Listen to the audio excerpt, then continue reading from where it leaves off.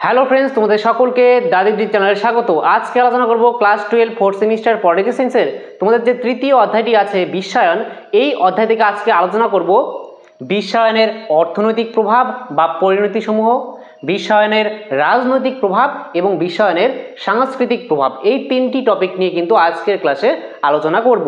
তাহলে তোমরা জানো তোমাদের এই তৃতীয় অধ্যায় থেকে তোমাদের পরীক্ষায় 6 মার্কসের একটি মাত্র কোশ্চেনের উত্তর করতে হবে, কিন্তু তোমাদের পরীক্ষার মধ্যে দুটি কোশ্চেন দেওয়া থাকবে অথবা দিয়ে যে কোনো একটি করতে হবে। তাহলে আজকের ক্লাসে কিন্তু আমি তিনটি 6 মার্কসের কোশ্চেনের উত্তর আমি আলোচনা করব, ঠিক আছে, বুঝিয়ে দেবো। তাহলে ভেরি ভেরি ইম্পর্টেন্ট, ঠিক আছে। এটা দেখো, বিশ্বায়নের অর্থনৈতিক প্রভাবটা কি তা আলোচনা করার আগে বলে দিচ্ছি যে বিশ্বায়নটা কি, গ্লোবালাইজেশনটা কি। আগের ক্লাসেও বলেছিলাম, আবারও বলছি যে বিশ্বায়ন হচ্ছে একটা প্রক্রিয়া, ঠিক আছে, যেই প্রক্রিয়ার মাধ্যমে কি হয় যে বিশ্বের এক প্রান্তের মানুষ অপর প্রান্তের মানুষের সঙ্গে কানেক্টেড থাকে। অর্থাৎ বিশ্ব একটা কিসে পরিণত হয়েছে, যে গ্লোবাল ভিলেজ বা বিশ্বগ্রামে পরিণত হয়েছে। অর্থাৎ পৃথিবীতে একটা মুক্ত বাজার অর্থনীতির সৃষ্টি হয়েছে বা একক বাজারের সৃষ্টি হয়েছে। এখন শুধুমাত্র যে একটা দেশ কোনো কিছু উৎপাদন করলে সেই দেশেই বিক্রি করবে এমন কোনো কথা না। এখন মুক্ত বাজার অর্থনীতি, সেই দেশ একটা দেশে যদি কোনো দ্রব্য উৎপাদিত হলো, কোনো পণ্য উৎপাদিত হলো, সেটা কিন্তু অন্যান্য দেশে গিয়েও বিক্রি করা যাবে। অর্থাৎ সারা বিশ্বে একটি মাত্র বাজার সৃষ্টি হয়েছে, এটাই হচ্ছে একক বাজার। বোঝা গেল? সেরকম অর্থনৈতিক ক্ষেত্রে, রাজনৈতিক ক্ষেত্রে, সাংস্কৃতিক ক্ষেত্রে সমস্ত দিক থেকে পৃথিবী কানেক্টেড থাকে, ঠিক আছে, এক প্রান্তের সঙ্গে অন্য প্রান্ত কানেক্টেড বা ঘনিষ্ঠ সম্পর্ক আছে, এটাই হচ্ছে বিশ্বায়ন। তাহলে এই যে বিশ্বায়নের অর্থনৈতিক প্রভাব আলোচনা করব, আলোচনা করার আগে বলে নিই যে তোমরা যখন উত্তরটা লিখবে পরীক্ষার খাতায়, তখন এভাবে ভূমিকা লিখবে। প্রথমে ভূমিকা লিখে ইতিবাচক প্রভাব দিয়ে পয়েন্ট করে তারপরে 3টি পয়েন্ট দিবে, তারপরে নেতিবাচক প্রভাব লিখে এই এমন করে 3টি পয়েন্ট দিয়ে আলোচনা করবে বিস্তারিত, ঠিক আছে। আর লাস্টে একটি উপসংহার লিখে দিলেই 6 মার্কস আরামসে পেয়ে যাবে। বোঝা গেল? তাহলে আমি এখানে 4টি পয়েন্ট দিয়ে আলোচনা করছি, তোমরা 3টি করে দেবে, আমি 4টি দিয়ে বুঝিয়ে দিচ্ছি। তাহলে প্রথমে দেখো যে এই যে বিশ্বায়নের অর্থনৈতিক প্রভাব যে পড়ে বিশ্বায়নের, শুধুমাত্র কি ভালো প্রভাবই পড়ে বিশ্বের উপরে? না, খারাপ প্রভাবও পড়ে, অর্থাৎ নেতিবাচক প্রভাবও পড়ে। তাহলে ইতিবাচক প্রভাব অর্থাৎ ভালো দিকটা, আর নেতিবাচক প্রভাব অর্থাৎ বিশ্বায়নের খারাপ দিকটা। তাহলে প্রথম দেখো যে ইতিবাচক প্রভাবের প্রথম পয়েন্ট হচ্ছে বিদেশি বিনিয়োগ বৃদ্ধি। বিশ্বায়নের ফলে কি হয় যে মুক্ত বাজার অর্থনীতির সৃষ্টি হয়। মুক্ত বাজার অর্থনীতি অর্থাৎ এক দেশের সঙ্গে অন্য দেশের বাণিজ্য চলে। একটা দেশ অতটা রেস্ট্রিকশন, অর্থাৎ অন্য দেশ থেকে যদি কোনো দ্রব্যাদি উৎপাদিত হয়ে আমাদের দেশে বিক্রি করতে চায়, তাহলে অতটা বাধা দেওয়া হয় না। এখন ওপেন মার্কেট করা হয় এক দেশের সঙ্গে অন্য দেশের আর কি বাজারে আর কি ব্যবসা বাণিজ্যের ক্ষেত্রে, তাই না? এখন সারা বিশ্বের দেশগুলি এক দেশের সঙ্গে অন্য দেশের বাণিজ্য চলতে থাকে। তাহলে এর ফলে কি হয় যে বিদেশি বিনিয়োগ বৃদ্ধি পায়, অর্থাৎ এফডিআই, ঠিক আছে। এফডিআই অর্থাৎ ফরেন ডাইরেক্ট ইনভেস্টমেন্ট, ঠিক আছে, ফরেন ডাইরেক্ট ইনভেস্টমেন্ট, বিদেশি যে বিনিয়োগ সেটা বৃদ্ধি পাচ্ছে। যে বহুজাতিক যে সংস্থাগুলি আছে, ঠিক আছে, বহুজাতিক সংস্থা যেমন কোকাকোলা ব্র্যান্ড, ঠিক আছে, তারপরে আরও অনেক আছে, অ্যাপেল কোম্পানি, ঠিক আছে, তারপরে গুগল। তাহলে এই যে বহুজাতিক যে সংস্থাগুলি আছে, অর্থাৎ বহুজাতিক সংস্থা মানে যেই সংস্থাগুলি একের অধিক দেশে তার ব্রাঞ্চ, শাখা প্রশাখা স্থাপন করেছে। বোঝা গেল?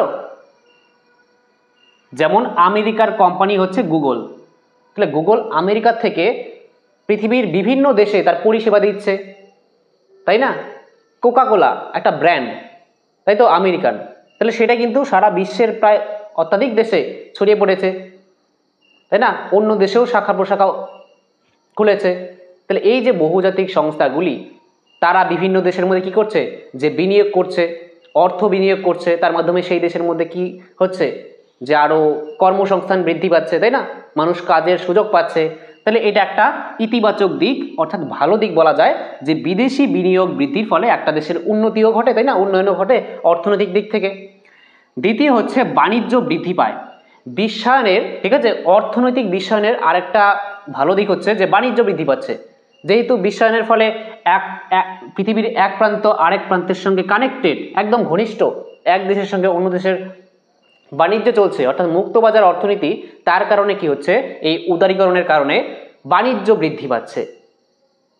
কিন্তু যদি বিশ্বায়ন না ঘটতো, অর্থাৎ এক দেশ সেই নিজের দেশের মধ্যেই আর কি বাণিজ্য চালাতো, তাহলে কিন্তু এতটা কোনো একটা দেশ বিদেশি মুনাফা অর্জন করতে পারতো না, তাই না। এখন একটা দেশ নিজের জনগণের জন্য, নিজের দেশের লোকজনের জন্য যা প্রয়োজন সেটা উৎপাদন করার পরে যতটুকু বাড়তি থাকে সেটা বিদেশে বিক্রি করে সেটারও মুনাফা অর্জন করতে পারছে। তাহলে একদিকে শিল্পপতিরা লাভবান হচ্ছে।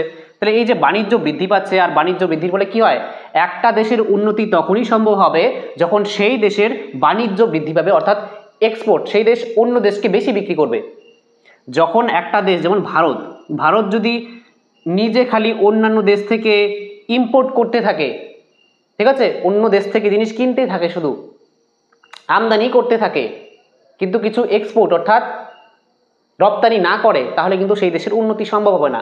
এর জন্য প্রত্যেক দেশের লক্ষ্য হচ্ছে সেই দেশ নিজের দেশে যা উৎপাদন করবে সেটা বাইরের দেশে বিক্রি করতে চায়। আর বিশ্বায়নের ফলে সেটা আরও ভালো হয়েছে, ঠিক আছে, মুক্তবাজার অর্থনীতি, সেই দেশ অন্যান্য দেশকেও বিক্রি করতে পারবে। তাহলে এটা হচ্ছে বাণিজ্য বৃদ্ধি, এটা আরেকটা ইতিবাচক প্রভাব এই অর্থনৈতিক বিশ্বায়নের। নেক্সট হচ্ছে কর্মসংস্থানের সুযোগ। তাহলে একটু আগেই বললাম যে বহুজাতিক যে সংস্থাগুলি আছে, সেই সংস্থাগুলি বিভিন্ন রাষ্ট্রের মধ্যে তার যে শাখা প্রশাখা, ঠিক আছে, অনেক কারখানা স্থাপন করছে, তার দ্বারা সেখানের মধ্যে কর্মসংস্থানও বৃদ্ধি পাচ্ছে, তাই না। কোকাকোলা যদি এখন আমেরিকায় তৈরি হয়, সেখানে অনেক লোকের প্রয়োজন হবে। এখন যদি বিভিন্ন দেশে ওপেন করে কোকাকোলা, তাহলে সেই দেশেও তো সেই কারখানাকে চালানোর জন্য মানুষজনের প্রয়োজন হবে, শ্রমিকের প্রয়োজন হবে, লেবারের প্রয়োজন হবে। তাহলে সেই লেবাররা সেই দেশ থেকেই আসবে। তাহলে এটা হচ্ছে কর্মসংস্থানও সুযোগ বৃদ্ধি পাচ্ছে, তাই না, শিল্পক্ষেত্রে এবং নানান ক্ষেত্রে। তারপর হচ্ছে প্রযুক্তিগত উন্নয়ন। টেকনোলজিতে ব্যাপক উন্নয়ন ঘটছে। কিভাবে, যে প্রযুক্তিগত উন্নয়ন হচ্ছে, যেমন যে দেশগুলি আছে, উন্নত দেশগুলি আছে, সেই উন্নত দেশের কাছে উন্নত প্রযুক্তি আছে, অর্থাৎ যেগুলি ডেভেলপড কান্ট্রি, যেমন আমেরিকা, ফ্রান্স ইত্যাদি দেশগুলি, তাদের কাছে উন্নত প্রযুক্তি আছে। তাহলে সেই উন্নত প্রযুক্তিগুলি এখন বিশ্বায়নের জন্যই কি হচ্ছে, যে অন্যান্য যে উন্নয়নশীল দেশ, সেই দেশে সহজলভ্য হচ্ছে, অর্থাৎ সেই দেশে পৌঁছে যাচ্ছে সহজেই। একটা দেশ, উন্নত দেশ আমেরিকার কাছ থেকে নতুন নতুন যে টেকনোলজির কোনো যন্ত্রপাতি আবিষ্কার হলো, বা কোনো বলতে পারো ডিফেন্স আইটেম, সেটা আমরা কিনে নিই। যেমন ফ্রান্সের কাছ থেকে আমরা রাফেল কিনেছি, রাশিয়ার কাছ থেকে ধরো রাশিয়া এবং ভারত মিলে যে ব্রাহ্মস তৈরি করেছে, তাহলে রাশিয়ার কাছ থেকে সেই টেকনোলজির সাহায্যে আমরা ব্রাহ্মস তৈরি করেছি। তাহলে এইভাবে টেকনোলজি, অর্থাৎ বলতে পারো যে প্রযুক্তির বিনিময়ে ঘটছে এই বিশ্বায়নের ফলে, তাই না। অর্থাৎ এক প্রান্তের মধ্যে কোনো একটা উন্নত দেশ যদি কোনো টেকনোলজি প্রযুক্তি আবিষ্কার করলো, সেটা অন্যান্য দেশেও ছড়িয়ে পড়ছে। কিসের জন্য, বিশ্বায়নের জন্য। কারণ সবাই কানেক্টেড, সবাই সংযুক্ত, একে অপরের সঙ্গে ঘনিষ্ঠ। পৃথিবী এখন বিশ্ব গ্রামে পরিণত হয়ে গেছে।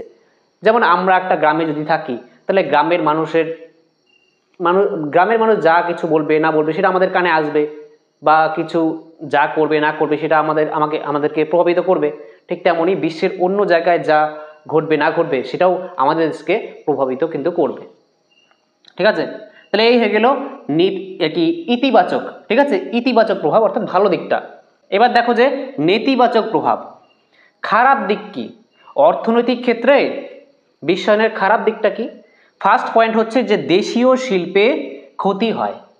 কেমনভাবে দেশীয় শিল্পে ক্ষতি হয়, ধরো একটা দেশ আছে, ঠিক আছে, সেই দেশের মধ্যে একটা বলতে পারো যে অনুন্নত দেশ বা উন্নয়নশীল দেশ, সেই দেশের মধ্যে যে পণ্যগুলি উৎপাদিত হচ্ছে, ধরো কোনো কুটির শিল্প, ঠিক আছে, কুটির শিল্প, মাঝারি শিল্প, ছোট ছোট যে শিল্পগুলি আছে, তারা আর কি ক্ষতিগ্রস্ত হচ্ছে। সেই শিল্পগুলি কীভাবে, যেহেতু মুক্তবাজার অর্থনীতি, একটা দেশে যদি কোনো একটা দ্রব্য উৎপাদিত হলো, সেই দেশ বিভিন্ন দেশে সে তা বিক্রি করতে পারছে, তাহলে এর দ্বারা কি হবে যে আমাদের দেশে যদি কোনো কিছু উৎপাদিত হয় আর সেই পণ্যের মূল্য যদি যত থাকবে, ধরো আমাদের দেশে কোনো একটা দ্রব্যাদি উৎপাদিত হলো যার মূল্য হচ্ছে 100 টাকা, এখন সেই দ্রব্যটাই অন্য দেশে উৎপাদিত হচ্ছে, কিন্তু ওই দ্রব্যটা আরও বলতে পারো গুণমান আরও ভালো, কিন্তু সেই পণ্যটার মূল্য হচ্ছে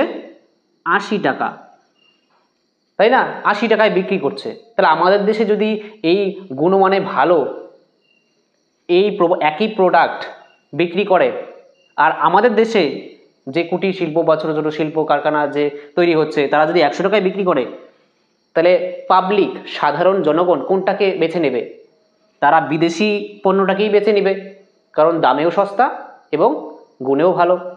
তাহলে এটাই হচ্ছে যে উন্নত যে দেশগুলি তারা খুব স্বল্প মূল্যে গুণে ভালো, ঠিক আছে, মানে উন্নত দ্রব্যাদি অন্য দেশে বিক্রি করতে পারছে। এর জন্য কি হচ্ছে যে উন্নয়নশীল দেশগুলির যে ছোট ছোট শিল্প কুটির শিল্প সেই শ্রমিকরা আর কি তাদের কর্মসংস্থান হারাচ্ছে, ঠিক আছে। তাহলে এইটাই সেই দেশের একটা দেশের যে ছোট ছোট শিল্প আছে তার ক্ষতি হচ্ছে, বোঝা গেল? যেমন ধরো ইন্ডিয়াতে কোনো ফোন ম্যানুফ্যাকচার হলো, ঠিক আছে, মোবাইল ফোন, কিন্তু চায়না থেকে যে ফোন আসে সেটা কিন্তু কম দাম, সস্তা, রেডমি বলো রিয়েলমি বলো অনেক সস্তায় কিন্তু আমাদেরকে খুব উন্নত মানের ফোন দিচ্ছে। তাহলে মানুষ সেটাই কিনছে ভারতে। এখন ভারতের প্রত্যেক মানুষের হাতে প্রায় চাইনিজ ফোন দেখা যায়, রিয়েলমি বলো রেডমি বলো, তাই না? তাহলে এটাই বলা হচ্ছে যে দেশীয় যে শিল্পের তা ক্ষতি হয়, এটা একটা নেতিবাচক দিক। নেক্সট পয়েন্ট হচ্ছে যে আয়ের বৈষম্য বৃদ্ধি। তাহলে এই অর্থনৈতিক বিশ্বায়নে কি হয় যে আয়ের বৈষম্য বৃদ্ধি পায়। বিশ্বের মধ্যে মুক্তবাজার অর্থনীতির সৃষ্টি হয়েছে, এক দেশ অন্য দেশকে সহজেই কোনো পণ্য বিক্রি করতে পারছে, বাণিজ্য চলছে, অবাধ বাণিজ্য চলছে। এর ফলে যে পুঁজিবাদী দেশগুলি আছে, বলতে পারো যে উন্নত দেশগুলি আছে, সেই উন্নত দেশগুলি বেশি পরিমাণ মুনাফা অর্জন করছে, তাই না? আয়ের বৈষম্য দেখা যাচ্ছে যে পশ্চিম ইউরোপের যে দেশগুলি উন্নত দেশ ডেভেলপড কান্ট্রিগুলি তারা তো বেশি মুনাফা অর্জন করছে, কিন্তু এশিয়া লাতিন আমেরিকা আফ্রিকা এই সমস্ত অনেক তৃতীয় বিশ্বের যে দেশগুলি তারা কিন্তু মুনাফা অর্জন করতে পারছে না। এছাড়াও যদি কোনো বহুজাতিক যে সংস্থাগুলি আছে, অনেক বহুজাতিক সংস্থা আছে, সেই সংস্থাগুলি যদি কোনোখানে ব্রাঞ্চ ওপেন করলো সেটা বেশিরভাগ শহরাঞ্চলে হয়, গ্রামীণ এলাকায় কোনো শিল্প স্থাপন খুব কমই দেখা যায়, তাই না? শহরাঞ্চলে হয়, তাহলে সেখানে শহরাঞ্চলের মানুষজনই সুযোগ পায় সেখানে চাকরি করার। এর জন্য গ্রাম এবং শহরের মধ্যে অনেকটা আর কি আর্থিক বৈষম্য দেখা যায়, তাই না? গ্রামের লোকেরা সুযোগ সুবিধা পাচ্ছে না সেখানে চাকরি করার। কারো কাছে অনেক সম্পত্তি আর কারো কাছে সম্পত্তি নেই, কেউ খুব ধনবান হচ্ছে, কেউ দরিদ্র থেকেই যাচ্ছে। নেক্সট হচ্ছে তৃতীয় পয়েন্ট, বিদেশি নির্ভরতা বৃদ্ধি। তাহলে এই বিশ্বায়নের ফলে কি হয়েছে যে বিদেশি নির্ভরতা বৃদ্ধি পেয়েছে, বিদেশের উপর মানুষ আর কি একটা দেশ নির্ভর হয়ে যাচ্ছে। কেমন করে? একটা দেশের কাছে যেই পণ্যটা নেই, যেই দ্রব্যটা নেই, সে অন্য দেশ থেকে আমদানি করছে। আমাদের দেশে অতটা খনিজ তেল জ্বালানি তেল নেই, তাহলে সেটা আমরা আমদানি করি, অর্থাৎ ইম্পোর্ট করি কোথা থেকে? রাশিয়া থেকে, আমেরিকা থেকে, অন্যান্য দেশ থেকে, সৌদি আরব বলো, ঠিক আছে, গালফ কান্ট্রি থেকে। তাহলে এই যে আমরা ইম্পোর্ট করছি, হঠাৎ করে যদি কোনো দেশ বলে দেয় যে আমরা এখন আর এক্সপোর্ট করতে পারবো না তেল, তাহলে আমাদের কি হবে? আমাদের অবস্থা তো খারাপ হয়ে যাবে, তাই না? আমাদের অর্থনীতির ওপর, আমাদের দেশের অর্থনীতির ওপর তো খারাপ প্রভাব পড়বে। তাহলে এটা একটা খারাপ যে যেহেতু বিশ্বায়নের ফলে একটা দেশ অপর দেশের ওপর নির্ভর হয়ে আছে কোনো দ্রব্যাদির জন্য, ঠিক আছে না? তাহলে এর জন্য কিন্তু বিদেশি নির্ভরতা বৃদ্ধি, এটা কিন্তু একটা খারাপ দিক বলা যায়। নেক্সট হচ্ছে যে পরিবেশগত অবক্ষয়।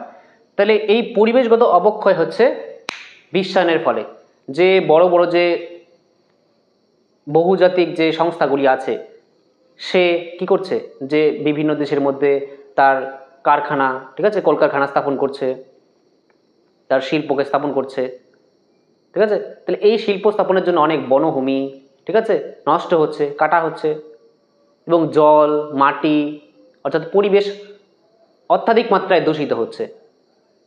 এবং প্রাকৃতিক দুর্যোগও দেখা যাবে এর জন্য। তাহলে এই যে পরিবেশগত অবক্ষয়, এটাও কিন্তু বিশ্বায়নের কি অর্থনৈতিক প্রভাবের মধ্যে পড়ে। যে বহুজাতিক যে সংস্থাগুলি আছে সেই সংস্থাগুলি নিজে মুনাফা অর্জনের জন্য পরিবেশকে টিকে থাকতে দিচ্ছে না, বন বন কেটে ফেলছে। ঠিক আছে, তাদের মূল লক্ষ্য হচ্ছে মুনাফা অর্জন করা, নগরায়ন করা, শিল্পায়ন করা। ঠিক আছে, তাহলে এটা হচ্ছে বিশ্বায়নের অর্থনৈতিক প্রভাব এবং এর কি অথবা দিয়ে পরিণতি সমূহ। ঠিক আছে, কোশ্চেন যেভাবেই আসো, যদি কোশ্চেন আসে যে বিশ্বায়নের অর্থনৈতিক প্রভাব লেখো, এটাই উত্তর লিখবে, বা যদি কোশ্চেন আসে যে বিশ্বায়নের অর্থনৈতিক পরিণতি সমূহ লেখো, একই উত্তর তোমরা কিন্তু লিখবে। তাহলে এবার আলোচনা করব বিশ্বায়নের রাজনৈতিক প্রভাব। এখন দেখো যে এই বিশ্বায়নের রাজনৈতিক প্রভাব অর্থাৎ পরিণতি সমূহ, এখানে ইতিবাচক প্রভাব 3টি এবং নেতিবাচক প্রভাব 3টি আমি আলোচনা করব।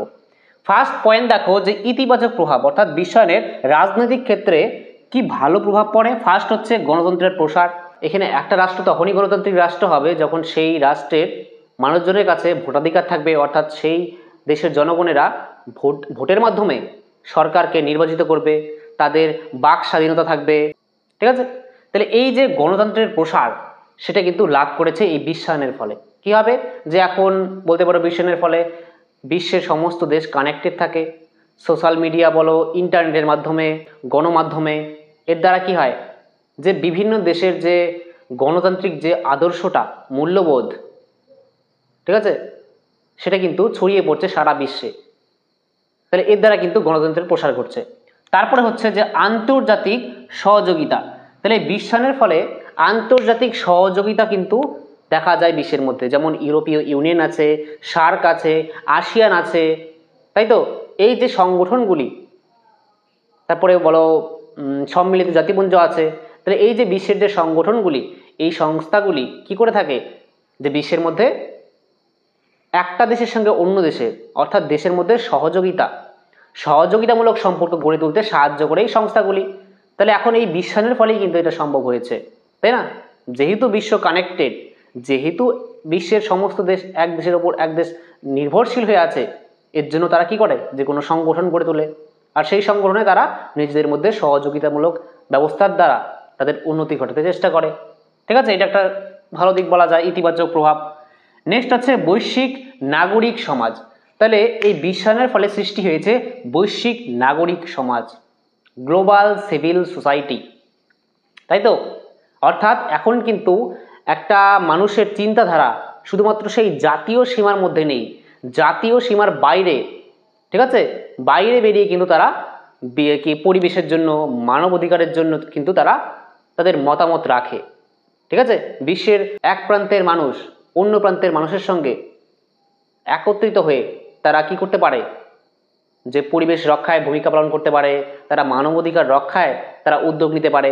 তাহলে এখন একটা বৈশ্বিক নাগরিক সমাজের উদ্ভব ঘটেছে। ঠিক আছে, অর্থাৎ জাতীয় সীমার বাইরে গিয়ে মানুষেরা মিলিত হয়ে তারা কি করতে পারে যে বিভিন্ন পদক্ষেপ নিতে পারে কিন্তু এখন। নেক্সট এখন দেখো যে নেতিবাচক দিক বিশ্বায়নের রাজনৈতিক প্রভাবের ক্ষেত্রে খারাপ দিক কি কি। এক নম্বর হচ্ছে যে রাষ্ট্রের সার্বভৌমত্ব হ্রাস। আগের ক্লাসে বলেছিলাম সার্বভৌমত্ব কাকে বলা হয়, একটা রাষ্ট্র সার্বভৌম রাষ্ট্র কি না সেটা কিভাবে বোঝা যায়, যে সেই রাষ্ট্র যদি অন্য দেশের দ্বারা নিয়ন্ত্রিত হয়, সেই দেশকে যদি অন্য দেশ পরিচালনা করে, তাহলে সেই রাষ্ট্র কিন্তু একটা সার্বভৌম রাষ্ট্র নয়। একটা রাষ্ট্র তখনই সার্বভৌম রাষ্ট্র হবে, অর্থাৎ সেই রাষ্ট্রের কাছে সার্বভৌম ক্ষমতা থাকবে যখন সেই রাষ্ট্র বৈদেশিক, ঠিক আছে, অভ্যন্তরীণ এবং বৈদেশিক নিয়ন্ত্রণ থেকে মুক্ত থাকবে, একদম নিজে স্বাধীনভাবে তার বিদেশ নীতি প্রণয়ন করতে পারবে, তখন সেটা হবে সার্বভৌম রাষ্ট্র। তাহলে রাষ্ট্রের সার্বভৌমত্ব হ্রাস পাচ্ছে কিসের মাধ্যমে, এই বিশ্বায়নের ফলে। কেমন করে হ্রাস পাচ্ছে, যে বিশ্বায়নের ফলে কি হচ্ছে যে অনেক সংস্থার সৃষ্টি হচ্ছে, আন্তর্জাতিক সংগঠন যেমন WTO, World Trade Organization, IMF, International Monetary Fund, তাই তো। তাহলে তারপরে ওয়ার্ল্ড ব্যাংক, তাহলে এই যে সংস্থাগুলি, এই সংস্থাগুলি কি করে যে কোনো একটা দেশের অর্থনৈতিক নীতি নির্ধারণের ক্ষেত্রে কিন্তু তাদের প্রভাব ফেলে। ঠিক আছে, তাহলে তারা প্রভাব ফেলে একটা রাষ্ট্র কি নীতি নির্ধারণ করবে তার উপরে। একটা রাষ্ট্র তার নিজের স্বাধীন মতো কিন্তু নীতি নির্ধারণ করতে পারে না অর্থনৈতিক ক্ষেত্রে, রাজনৈতিক ক্ষেত্রে, কারণ সেই যে সংগঠনগুলি আছে তারা প্রভাব বিস্তার করে একটা রাষ্ট্রের নীতি নির্ধারণের ক্ষেত্রে। তার ফলে কি হয় যে একটা রাষ্ট্র যে স্বাধীনভাবে কাজ করবে সেটা করতে পারে না, আর তার ফলে এটাই বলা হচ্ছে যে রাষ্ট্রের সার্বভৌমত্ব হ্রাস পাচ্ছে, তার যে সার্বিক ক্ষমতা সেটা থাকছে না, কিছুটা হলেও সে বাইরের দিক থেকে নিয়ন্ত্রিত হচ্ছে। ঠিক আছে, বলতে গেলে সে একটা সার্বভৌম রাষ্ট্র, ভারতও একটা সার্বভৌম রাষ্ট্র, কিন্তু সে কিছুটা হলেও বাইরের কোনো সংস্থার দ্বারা নিয়ন্ত্রিত হচ্ছে, তাই না? তাহলে এটাই বলছে যে সার্বভৌমত্বের হ্রাস ঘটছে এই বিশ্বায়নের ফলে। নেক্সট পয়েন্ট হচ্ছে আন্তর্জাতিক সন্ত্রাস ও অভ্যন্তরীণ অস্থিরতা। যেহেতু এই আর কি বিশ্বায়ন বলতে গেলে বিশ্বায়নের এটা ভালো দিক যে বিশ্বের সমস্ত প্রান্ত এখন কানেক্টেড, সংযুক্ত, একদম ঘনিষ্ঠ, এক প্রান্তের মানুষের খবর অন্য প্রান্তের মানুষ জানতে পারে ইন্টারনেটের মাধ্যমে, বা এতটাই প্রযুক্তির উন্নতি ঘটেছে যে এখন বিশ্বের যে কোণাতেই তুমি থাকো তোমার সম্পর্কে সমস্ত তথ্য জানা সম্ভব হবে, তাই না? এক জায়গা থেকে অন্য জায়গায়, বিশ্বের এক কোণা থেকে অন্য কোণায়ও যাওয়া যাবে, বিশ্বায়নের ফলে সম্ভব হয়েছে। বিশ্বের এক জায়গা থেকে অন্য জায়গায়, এক প্রান্ত থেকে অন্য প্রান্তে যে কোনো দ্রব্যাদির আদান প্রদান ঘটতে পারে বাণিজ্যের মাধ্যমে, তাই না? ভারত আছে, ভারতের একদম বিপরীতে, তাই না, অনেক দূরে আমেরিকা আছে, তাহলে আমেরিকার থেকে ভারতে বাণিজ্য চলে, ভারত থেকে আমেরিকায় বাণিজ্য চলে, তাই না? তাহলে এত দূরে পৃথিবীর এক প্রান্ত থেকে অন্য প্রান্তে বাণিজ্য চলতে পারে, মানুষের গমনাগমন চলতে পারে। তাহলে এর দ্বারা কিন্তু এটা যেমন একটা ভালো দিক, তাছাড়াও এই সন্ত্রাস, ঠিক আছে, আন্তর্জাতিক সন্ত্রাসেরও সৃষ্টি হয়। কী হবে? এখন সেখানে কোনো সন্ত্রাসবাদী ঢুকে পড়লো, একটা দেশ যেহেতু যে কোনো প্রান্তে একটা মানুষ যেতে পারে, তাহলে সন্ত্রাসবাদীরা এক প্রান্ত থেকে অন্য প্রান্তে একটা দেশের মধ্যে যে কোনো কর্মকাণ্ড করতে পারে। যেমন কিছুদিন আগে দিল্লির রেড ফোর্টে কিন্তু কি ঘটেছে যে 13 জন কিন্তু মারা গেছে বিস্ফোরণের জন্য, বোম ব্লাস্টের জন্য, তাই না? যে কেমন করে এমন করতে পারে, তাই না? নিরীহ অনেক শিশুরা ছিল, প্রায় 13 জন মতো মারা গেছে সেখানে, আরও 25 জনের মতো এখানে আহত হয়েছে। তাহলে এই যে কর্মকাণ্ডটা করে সন্ত্রাসবাদীরা, একদম তাও কি দিল্লিতে, বলতে পারো হার্ট অফ ইন্ডিয়া, একদম ভারতের যে রাজধানী নিউ দিল্লি, সেখানের মধ্যে এই বোম ব্লাস্টটা করা হয়েছে, তার ফলে 13 জন মারা গিয়েছে। তাহলে এই যে আন্তর্জাতিক সন্ত্রাস, তার ফলে কি হয় যে অভ্যন্তরীণ একটা দেশের যে অভ্যন্তরে স্থিতিশীলতা কিন্তু থাকে না, ঠিক আছে, অস্থিরতার সৃষ্টি হয়ে যায়, একটা দেশের মধ্যে জনগণটা আতঙ্কিত হয়ে যায়, ঠিক আছে। মাদক দ্রব্যের প্রচার ঘটতে থাকে বিশ্বায়নের ফলে, যেহেতু সব কানেক্টেড, তার জন্য মাদক দ্রব্য প্রচার হতে থাকে বিশ্বের মধ্যে, যে কোনো প্রান্তে অস্ত্রের বাকি প্রচার হতে থাকে, চোরাচালান ঘটে। তাহলে এটা একটা খারাপ দিক বলতে পারো, বা নেতিবাচক দিক বলতে পারো, যে বিশ্বায়নের ফলে যেহেতু বিশ্ব কানেক্টেড, তার জন্য কিন্তু এক প্রান্ত থেকে অন্য প্রান্তে চোরাচালান ঘটছে, অস্ত্রের পাচার ঘটছে, মাদক দ্রব্যের পাচার হচ্ছে, এবং সন্ত্রাসবাদীরা তারা কিন্তু নানান কর্মকাণ্ড করছে, যার জন্য কিন্তু কি দরকার যে বৈশ্বিক বিশ্বের সমস্ত দেশ একসঙ্গে একত্রিত হয়ে তাদের উদ্যোগে কিন্তু এই সন্ত্রাসবাদকে দমন করা সম্ভব হবে। নেক্সট পয়েন্ট হচ্ছে যে রাজনৈতিক অস্থিতিশীলতা। তাহলে রাজনৈতিক অস্থিতিশীলতাও দেখা যায়, যে একটা রাষ্ট্র যেহেতু নিজের বৈদেশিক নীতি নির্ধারণের ক্ষেত্রে কোনো আর কি ধরো সিদ্ধান্ত নেবে, তাতে বাইরের প্রভাব কিন্তু বর্তমানে আসছে।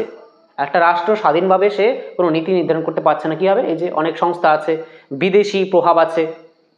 একটা তৃতীয় বিশ্বের দেশ বা অনুন্নত দেশ, সে কোনো নীতি নির্ধারণ করবে, যেটা অনেক বড় বড় দেখবে উন্নত দেশগুলি আছে, তাদের প্রভাব কিন্তু থাকে সেই দেশের উপরে। যেমন পাকিস্তান বর্তমানে যা যা করছে আমেরিকার নির্দেশে করছে, আমেরিকার প্রভাব পাকিস্তানের উপর আছে, আমেরিকা পাকিস্তানকে বর্তমানে অনেক সহায়তা করছে, তাই না? তাহলে একটা রাষ্ট্র সে স্বাধীনভাবে কোনো কিছু করতে চায়, সেটা কিন্তু পারছে না, কিসের জন্য, যে বৈদেশিক প্রভাব থাকে। তার জন্য কি হয় যে সেই দেশের জনগণ যদি একবার ক্ষেপে যায়, অসন্তুষ্ট হয়ে যায়, তাহলে কি হবে, তাহলে কিন্তু সেখানে রাজনৈতিক অস্থিতিশীলতা দেখা যাবে, সরকারের প্রতি তাদের আক্রোশ বৃদ্ধি পাবে, তাই না? তাহলে এই হয়ে গেল বিশ্বায়নের রাজনৈতিক প্রভাব বা পরিণতি সমূহ। এবার দেখব যে সাংস্কৃতিক, ঠিক আছে, বিশ্বায়নের সাংস্কৃতিক প্রভাব। এখন দেখো যে এই বিশ্বায়নের সাংস্কৃতিক প্রভাব বা পরিণতি সমূহ, ঠিক আছে, আর কি কালচারাল কনসিকুয়েন্সেস। এখানে ইতিবাচক প্রভাব 3টি আলোচনা করব এবং নেতিবাচক প্রভাব 3টি আলোচনা করব। প্রথমে দেখো ইতিবাচক প্রভাব। ফার্স্ট পয়েন্ট হচ্ছে সাংস্কৃতিক বৈচিত্র্য বৃদ্ধি। তাহলে একটা ইতিবাচক দিক বা ভালো দিক বলা যায় যে সাংস্কৃতিক যে বৈচিত্র্য সেটা বৃদ্ধি পাচ্ছে এই বিশ্বায়নের ফলে। যেহেতু বিশ্বায়নের ফলে কি হয় যে এক প্রান্তের মানুষ অন্য প্রান্তের মানুষের সঙ্গে একদম ঘনিষ্ঠ ইন্টারনেটের জালে এখন বর্তমান কিন্তু সারা বিশ্বই কি যুক্ত হয়ে আছে, তাই না? তাহলে এই যে সংস্কৃতি, সংস্কৃতি মানে পোশাক, ঠিক আছে, মানুষের যে পোশাক, ভাষা, সাহিত্য, খাদ্যাভ্যাস, এই সমস্ত হচ্ছে সংস্কৃতি। তাহলে এই সংস্কৃতির কি হচ্ছে যে বৈচিত্র্য বৃদ্ধি পাচ্ছে, অর্থাৎ একটা রাষ্ট্র আমাদের ভারতেই যে বৈচিত্র্য আছে, অর্থাৎ আর কি যে সংস্কৃতি আছে, সেই সংস্কৃতির মধ্যে অন্যান্য দেশের সংস্কৃতিও কিন্তু যুক্ত হচ্ছে। যেমন অন্যান্য দেশের খাদ্য, যেমন ইটালিয়ান ফুড, পিৎজা, অন্য দেশের বস্ত্র যেমন ওয়েস্টার্ন ড্রেস, পোশাক, ঠিক আছে, তারপরে ওয়েস্টার্ন ইংরেজি কোনো গান, সঙ্গীত, ঠিক আছে, বা বিদেশের কোনো সাহিত্য। তাহলে এই যে সাহিত্য, অন্যান্য দেশের খাদ্য, খাদ্যাভ্যাস, পোশাক, ঠিক আছে, সঙ্গীত, তো এই সমস্ত কিছু কিন্তু আমাদের সংস্কৃতিতে কি হচ্ছে যে যুক্ত হচ্ছে, আর এর দ্বারা কি হচ্ছে যে সাংস্কৃতিক বৈচিত্র্য বৃদ্ধি পাচ্ছে একটা দেশে। অর্থাৎ এই বিশ্বায়নের ফলে কি হচ্ছে যে বিশ্বের মধ্যে একটা মিশ্র সংস্কৃতির সৃষ্টি হচ্ছে, ঠিক আছে, মিশ্র সংস্কৃতি, অর্থাৎ মিক্সড কালচার সৃষ্টি হচ্ছে। অর্থাৎ একটা জায়গার যে নিজস্ব যে কালচার, নিজস্ব যে সংস্কৃতি, সেটা কিন্তু সে ধরে রাখতে পারছে না বিশ্বায়নের জন্য, সেখানের মধ্যে অন্য দেশের, অন্য জায়গার কালচার যুক্ত হয়ে যাচ্ছে। তাহলে এখন কি হচ্ছে যে বিশ্বায়নের ফলে এই বৈচিত্র্য বৃদ্ধি পাচ্ছে, এটা একটা ভালো দিক বলা যায়। নেক্সট হচ্ছে যে সহনশীলতা। এই বিশ্বায়নের ফলে কি হয়েছে যে অন্যান্য যে ধর্ম, অন্যান্য যে ভাষা, অন্যান্য যে সংস্কৃতি, অন্যান্য মানুষেরা কি পোশাক পরে, তাদের খাদ্যাভ্যাস কি, এই সম্পর্কে আমরা জ্ঞান অর্জন করতে পেরেছি, আমরা জানতে পেরেছি বিশ্বায়নের ফলে। যেহেতু আমরা পৃথিবীর অন্যান্য দেশের সঙ্গেও যুক্ত, অন্যান্য দেশের সঙ্গে আমরা কি হয়ে যুক্ত ইন্টারনেটের মাধ্যমে, বা আমরা কোনো দেশে ঘুরতে গেলাম, সেখানের বৈচিত্র্য আর কি সংস্কৃতি দেখলাম, তারা কীভাবে পোশাক পরে, তারা কি খায়। তাহলে এভাবে জানার ফলে কি হলো যে আমরা সহনশীল হয়ে গেলাম, যে না শুধুমাত্র যে আমাদের ধর্ম, আমাদের সংস্কৃতি যে বেস্ট, এটা কিন্তু আমরা বলতে পারি না। পৃথিবীর মানুষ এখন বুঝতে পেরেছে যে সব ধর্মের মানুষ, সমস্ত সংস্কৃতির মানুষ, তারা নিজেরা নিজেদের মধ্যেই বেস্ট, তাই না? আমাদের এখানে ভারতের মধ্যে যদি কেউ ওয়েস্টার্ন ড্রেস পরে, ঠিক আছে, তাহলে কিন্তু ধরো মেয়েরা অনেক ছোট ছোট ড্রেস পরলে বলবে এটা কেমন ড্রেস পরেছে, তাই না? কারণ ইন্ডিয়ার কালচার এটা না, কিন্তু সেটা আমেরিকাতে সাধারণ ব্যাপার, তাই না? তাহলে এই যে তাও ওয়েস্টার্ন ড্রেস ইন্ডিয়াতে পরা হয়, তাহলে এই যে সংস্কৃতির আস্তে আস্তে কী হচ্ছে, যত দিন যাবে সাধারণ বিষয় ইন্ডিয়াতেও সাধারণ বিষয় হয়ে যাবে, তাই না? যত দিন যাবে তত বিশ্বায়নের ফলে এটা ঘটছে। তাহলে এটাই হচ্ছে যে সহনশীলতা বৃদ্ধি পাচ্ছে আস্তে আস্তে। তারপরে দেখো যে শিক্ষা ও জ্ঞানের প্রসার। তাহলে এটা হচ্ছে আরেকটা ইতিবাচক প্রভাব এই বিশ্বায়নের, যে শিক্ষা ও জ্ঞানের প্রসার ঘটবে। যেহেতু এখন বিশ্ব কানেক্টেড, তাহলে শিক্ষার ক্ষেত্রে এবং জ্ঞানের কিন্তু প্রসার ঘটছে। যেমন আমরা অনলাইন কোর্স করি, বিদেশের কোনো প্ল্যাটফর্মে আমরা কোনো কোর্স করতে পারবো, কোনো একটা বৈশ্বিক বিষয়ের উপরে আমরা কোনো কিছু ক্লাস করতে পারবো। তাহলে এর ফলে এই বিশ্ব যেহেতু কানেক্টেড, তার জন্য কিন্তু আমরা বিভিন্ন দেশে গিয়ে স্টাডি করতে পারি, বিভিন্ন দেশের কোনো কাজে আমরা যুক্ত হতে পারি। তাহলে এই যে শিক্ষা এবং জ্ঞানের প্রসার কিন্তু ঘটছে এই বিশ্বায়নের ফলে, তাই না? এখন তুমি এখানে বসে তুমি আমেরিকার কোনো বা ইংল্যান্ডের কোনো ব্যক্তির লেকচার শুনতে পারবে, তাই না? কোনো ব্যক্তির কাছে তুমি পড়তে পারবে, তাই না? তার দ্বারা তোমার ব্যক্তিগত, ঠিক আছে, ব্যক্তিত্বের বিকাশ ঘটবে, তোমার জ্ঞানের প্রসার ঘটবে, তোমার দক্ষতা বৃদ্ধি পাবে। তাহলে এটাই বলছে যে বিশ্বায়নের ফলে তুমি এখন তোমার স্বাধীনতা আছে, তুমি যেখান থেকে বিশ্বের যে কোনো কোণা থেকে তুমি জ্ঞান অর্জন করতে পারো, ঠিক আছে? তুমি সীমিত নয় যে তুমি শুধু ভারতের থেকেই জ্ঞান অর্জন করতে পারো, ভারতের যে কোনো শিক্ষকের কাছ থেকে পড়তে পারো এমন না, তুমি বিদেশি প্ল্যাটফর্মে গিয়েও পড়তে পারো, বিদেশে গিয়েও পড়তে পারো, বিদেশের কোনো শিক্ষকের কাছ থেকেও পড়তে পারো, তাই না? তাহলে এটা একটা ভালো দিক যে শিক্ষা ও জ্ঞানের প্রসার ঘটবে। এবার দেখো নেতিবাচক দিকগুলি কি, নেগেটিভ কনসিকুয়েন্সেস কি। প্রথম আছে স্থানীয় সংস্কৃতির বিলুপ্তি, ঠিক আছে, সংস্কৃতির বিলুপ্তি হবে, স্থানীয় সংস্কৃতির বিলুপ্তি ঘটছে। তাহলে একটা স্থানের নিজস্ব যে সংস্কৃতি আছে সেটা বর্তমানে কিন্তু বিলুপ্ত হচ্ছে। কিসের দ্বারা? যে বিদেশি সংস্কৃতির প্রভাবের দ্বারা। যেমন ওয়েস্টার্ন যে কালচার সেটা কিন্তু ভারতে ঢুকছে, ঠিক আছে, তার দ্বারা কিন্তু আমাদের যে স্থানীয় যে বলতে পারো যে সংস্কৃতি, সেটা কিন্তু পরিবর্তন ঘটছে, তার বিলুপ্তি ঘটে যাচ্ছে আস্তে আস্তে। যে এখন মানুষ ওয়েস্টার্ন ড্রেস পরতেই পছন্দ করে, ভারতীয় ড্রেসগুলি এখন অনেকের পছন্দ হয় না। ওয়েস্টার্ন খাদ্যাভ্যাসই ভালো, ইন্ডিয়ান খাদ্যাভ্যাস তাদের ভালো লাগে না, ঠিক আছে। ওয়েস্টার্ন যে ল্যাঙ্গুয়েজ, ইংলিশ ল্যাঙ্গুয়েজ, সেটাই স্ট্যান্ডার্ড, আর নিজের যে মাতৃভাষা বাংলা কোনো গুরুত্ব নেই। তাহলে এই যে নিজের যে সংস্কৃতি, তার বিলুপ্তি ঘটছে আস্তে আস্তে কিসের দ্বারা? যেই বৈদেশিক প্রভাবের দ্বারা, ঠিক আছে। বিদেশের যে সংস্কৃতি তার কিন্তু প্রভাব ঘটছে বিভিন্ন দেশে, কিসের দ্বারা, কিসের জন্য? এই বিশ্বায়নের জন্যই। যেহেতু বিশ্ব কানেক্টেড, তার জন্য বিশ্বের এক প্রান্তের সংস্কৃতি অন্য প্রান্তে তার বিস্তার ঘটছে। তাহলে এই যে স্থানীয় সংস্কৃতি, সেই স্থানীয় সংস্কৃতি কিন্তু বিলুপ্তি ঘটছে। নেক্সট হচ্ছে পশ্চিমী সংস্কৃতির আধিপত্য। এটাই বললাম যে পশ্চিমী যে সংস্কৃতি, যেহেতু পশ্চিমী দেশগুলি উন্নত, তাহলে সবাই মনে করে যে হ্যাঁ ওই দেশগুলির সংস্কৃতি বেস্ট, কিন্তু তা কিন্তু আসলে বলা ঠিক হবে না। নিজের নিজের দেশের যে সংস্কৃতি সেটাও কিন্তু ভালো, ওই দেশের অন্যান্য দেশের সংস্কৃতিও ভালো, কিন্তু সেই সংস্কৃতিকে যে আমরা একদম ফলো করব আর নিজের সংস্কৃতিকে আমরা যাতে কোনো সংরক্ষণই করব না, নিজের সংস্কৃতিকে কোনো ফলোই করব না, সেটা কিন্তু নয়। আমাদের নিজের সংস্কৃতিকেও ধরে রাখতে হবে, টিকিয়ে রাখতে হবে। আমাদের এটা করা উচিত যে আমাদের সংস্কৃতি কীভাবে অন্যান্য দেশে ছড়িয়ে দেওয়া যায়, আমাদের বলিউডের মুভি কীভাবে অন্যান্য দেশে দেখে, আমাদের সঙ্গীত যাতে অন্যান্য দেশে মানুষরা উপভোগ করে, আমাদের দেশের যে বলতে পারো কালচারটা সেটা যাতে বিশ্বে ছড়িয়ে যায়, এটা আমাদের দায়িত্ব। এমন না যে আমরা শুধু বিদেশের যে কালচার আছে সেটাকে আমরা গ্রহণ করতে থাকবো, আমাদের কালচারকে আমরা ভুলে যাব, এমন কিন্তু নয়, ঠিক আছে। আমাদের নিজেদের সংস্কৃতিকে কিন্তু বাঁচিয়ে রাখতে হবে, সংরক্ষণ করতে হবে, এবং সেটা সারা বিশ্বে ছড়িয়ে দিতে হবে। কিন্তু এটা হচ্ছে না, কারণ পশ্চিমী যে সংস্কৃতি তার কিন্তু আধিপত্য বৃদ্ধি পাচ্ছে। নেক্সট হচ্ছে যে ভাষার অবলুপ্তি। তাহলে ভাষারও কিন্তু অবলুপ্তি ঘটছে।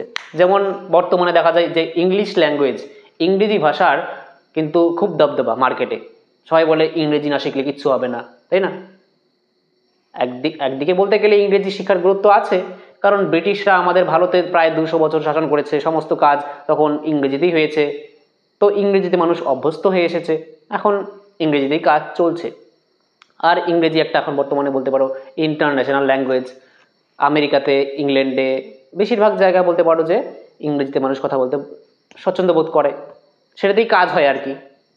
সেখানেই এমপ্লয়মেন্ট, কর্মসংস্থানের সুযোগ বেশি ইংরেজি ভাষায়, তাহলে তার জন্য ইংরেজি মানুষ বেশি বলতে চায়। কিন্তু ইংরেজি ভাষায় শিক্ষায় যে তোমার ব্যক্তিত্ব বিকাশ করবে তা কিন্তু নয়। তোমার যে মাতৃভাষা, আমি বাংলা ভাষায় কথা বলছি, ঠিক আছে, কোনো